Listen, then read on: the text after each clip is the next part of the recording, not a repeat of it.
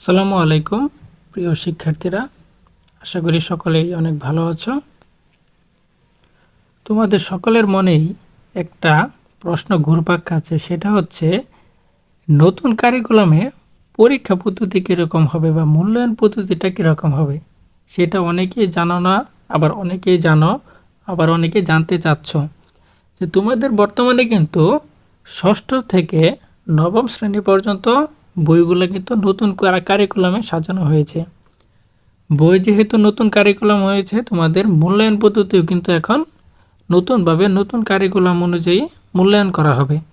যেমন তোমরা যারা ষষ্ঠ, সপ্তম, অষ্টম এবং নবম শ্রেণীতে রয়েছ, তোমাদের তিনভাবে মূল্যায়ন করা হবে। সেই তিনটি পদ্ধতি কি কি? প্রথমেই হচ্ছে শিক্ষণকালীন মূল্যায়ন। প্রথম পদ্ধতিটা হচ্ছে শিক্ষণকালীন মূল্যায়ন।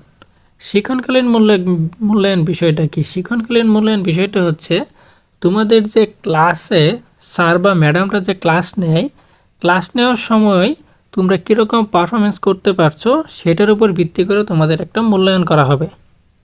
বিষয়টা আর একটু সহজ করে বুঝিয়ে বলি, অর্থাৎ ক্লাসে যে পড়াগুলা স্যাররা বা ম্যাডামরা ক্লাসে যে পড়াগুলা পড়ায় অথবা যে কোশ্চেনগুলো প্রোভাইড করে, সেগুলা সঠিকভাবে তুমি পড়ছো কি না, সঠিকভাবে সেগুলোর উত্তর করতে পারছো কি না, ক্লাসে তুমি ভালো পারফরমেন্স করতে পারছো কি না, সেগুলোর উপর ভিত্তি করে তোমার একটা মার্ক দেওয়া হবে। সেটা হচ্ছে তোমাদের শিক্ষণকালীন মূল্যায়নের আওতাভুক্ত হবে। বুঝতে পেরেছি? আচ্ছা, তারপরে হচ্ছে সামষ্টিক মূল্যায়ন। সামষ্টিক মূল্যায়ন বিষয়টা কি?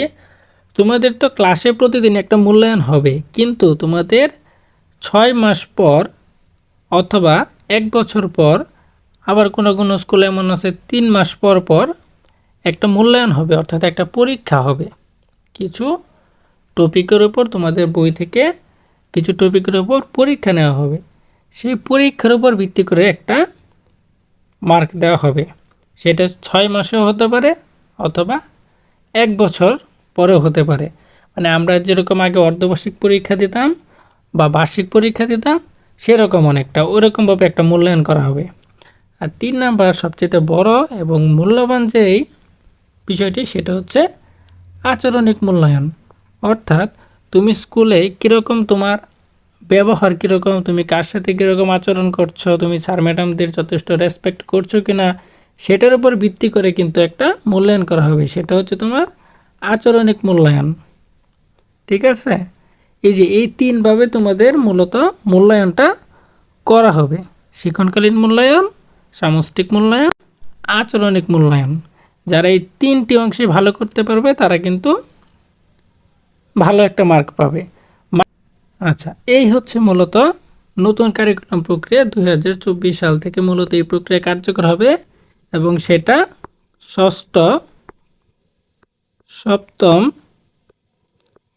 অষ্টম এবং নবম শ্রেণীর শিক্ষার্থীদের জন্য। ওকে, তোমাদের কিন্তু এই পদ্ধতিতে মূল্যায়নগুলো করা হবে। আশা করি তোমরা এই বিষয়টি বুঝতে পেরেছো। ঠিক আছে, তাহলে সবাই ভালো থেকো, সুস্থ থাকো, আর অবশ্যই এই বিষয়গুলো তোমরা মাথায় রাখবে। আসসালামু আলাইকুম।